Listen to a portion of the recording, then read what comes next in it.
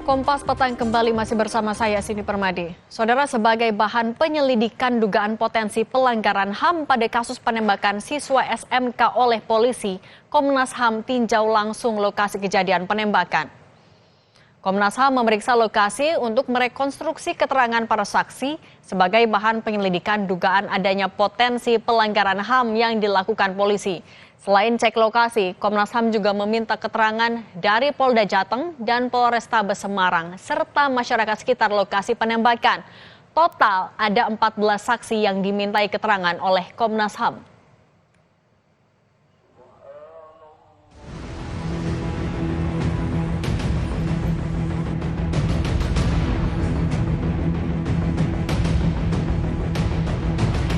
Kamis sore, kantor Polda Jawa Tengah didatangi mahasiswa dan pelajar kota Semarang dan sekitarnya pasca seorang siswa salah satu SMK di Semarang tewas ditembak polisi Sabtu 23 November 2024. Kala itu polisi berusaha melerai tawuran dengan mengeluarkan tembakan ke arah korban dan teman korban. Kabid Humas Polda Jawa Tengah Kombes Artanto bilang tindakan yang dilakukan anggota polisi tersebut masuk dalam kategori berlebihan.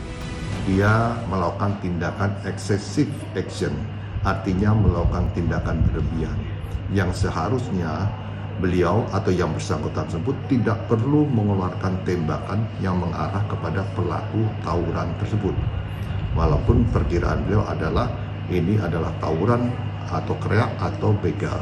Nah, oleh karena itu si R atau anggota tersebut harus dapat mempertanggungjawabkan tindakannya dalam menembakkan atau mengeluarkan letusan senjata api itu kepada dinas. Wakil Kepala Sekolah korban berharap kasus siswa tertembak polisi dapat terungkap tuntas. Guru sekolah juga mengungkap perilaku korban sehari-harinya termasuk sosok anak yang baik.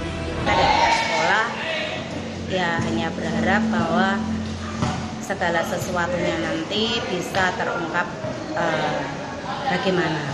Jadi tidak menimbulkan kesalahpahaman dari semua pihak. Tapi korban terkenal baik ya Bu? Kalau hubungan dengan teman-temannya baik. Tidak yang aneh-aneh ya Bu? Di kalangan guru juga baik ya Bu? Baik.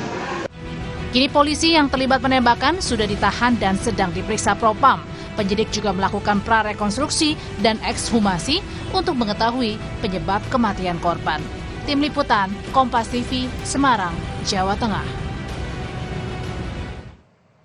Apa saja yang didalami Komnas HAM dalam kasus siswa SMK yang tewas ditembak polisi? Kita berbincang dengan Komisioner Komnas HAM, Uli Paruliansi Hombing. Pak Uli, selamat petang. Selamat petang, Cindy. Pak Uli, dari temuan Komnas HAM, apa saja yang sudah dikumpulkan? Kami kemarin melakukan, dari hari Kamis sampai hari ini melakukan pemantauan di Semarang terkait dengan kasus penembakan terhadap korban Gama dan juga mengakibatkan luka-luka yang lainnya. Kami melakukan olah TKP ke lokasi tempat kejadiannya di sekitar Candi Pelataran. Kemudian kami meminta keterangan kepada berbagai pihak, saksi di sekitar tempat kejadian. Kemudian setelah itu juga kami meminta keterangan kepada Polda Jawa Tengah. Kami waktu itu diterima oleh Wakapolda Jawa Tengah dan juga kami minta keterangan kepada jajaran Polda Jawa Tengah. Dalam ini adalah Ditreskrimum Polda Jawa Tengah, Polrestabes Semarang, Bidpropam Polda Jawa Tengah dan Ditreskrimum Polda Jawa Tengah. Oke, Pak Uli, silakan lanjutkan Pak. Ya, kemudian juga kami hari ini kami bertemu dengan keluarga korban almarhum Gama dan juga sebelumnya kami ketemu dengan pihak sekolah SMKN 4 Semarang. Itu yang langkah-langkah Komnas HAM lakukan sejauh ini. Pak Uli, kan salah satu agenda Komnas HAM itu kan mencocokkan keterangan dari semuanya. Dari yang Komnas HAM kumpulkan sudah selaraskah dengan yang dikumpulkan oleh polisi? Dari berbagai versi ya, gitu. Ada yang dari kepolisian, kemudian juga versi yang lain dari masyarakat. Kami tentu Komnas HAM menyusun berdasarkan fakta-fakta temuan Komnas HAM di lapangan. Ini yang sedang kami lakukan. Kami kemarin cek ke lokasi gitu, untuk memastikan bahwa memang benar lokasinya tempat kejadian di sekitar depan minimart di Candi Pelataran. Nah, kami ke sana, memang di situ memang ada minimart gitu. Dan di wilayah segitu kami minta keterangan ke berbagai saksi. Nah, itu titik penembakannya gitu, di wilayah itu. Itu yang kami lakukan. Oke, nah Pak Uli, dengan adanya berbagai versi yang ditemukan oleh Komnas HAM, untuk memastikan yang mana yang betul-betul terjadi, apa yang dilakukan Komnas HAM lagi Pak setelah ini?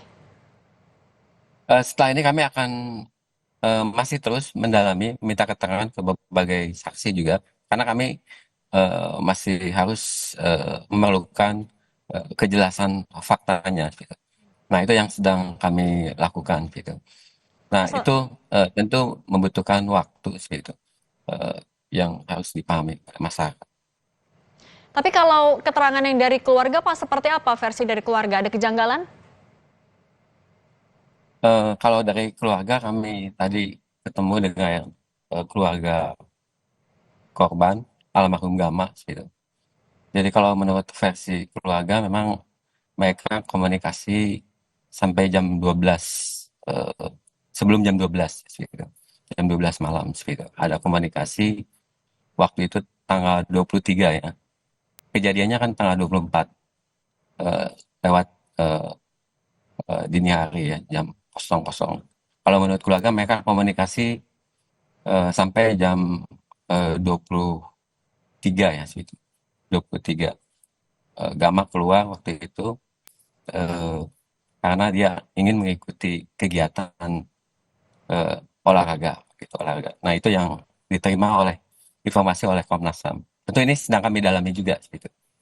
Oke Bapak, kalau untuk alat bukti yang sudah dikumpulkan dan juga dicek apa Pak? Mungkin CCTV di sekitar lokasi sudah dilihat juga? CCTV memang kami sudah lihat gitu di Polda kemarin gitu. Tapi kami masih dalami gitu. Tentu karena itu kami menghormati proses hukum yang sedang dilakukan oleh Ditreskrimum Polda Jawa Tengah, kemudian juga Bid Propam Polda Jawa Tengah terkait dengan etika sidang. Kami hormati gitu. Kami juga nggak bisa, Komnas HAM nggak bisa intervensi terkait dengan proses penyelidikan dan penyidikannya. Untuk pidananya kan sedang berlangsung di Ditreskrimum, kemudian untuk etika dan disiplinnya di Bid Propam Polda Jawa Tengah. Gitu. Oke, baik. Soal temuan dugaan pelanggaran HAM-nya ini juga kami tunggu. Pak Uli, terima kasih sudah berbagi di Kompas Petang, Pak. Selamat sore. Tetap bersama kami, Saudara. Penghitungan hasil suara Pilkada Jakarta di tingkat kecamatan memasuki hari ketiga atau batas akhir rekapitulasi suara. Sejumlah kecamatan di Jakarta masih melakukan rekapitulasi suara berjenjang.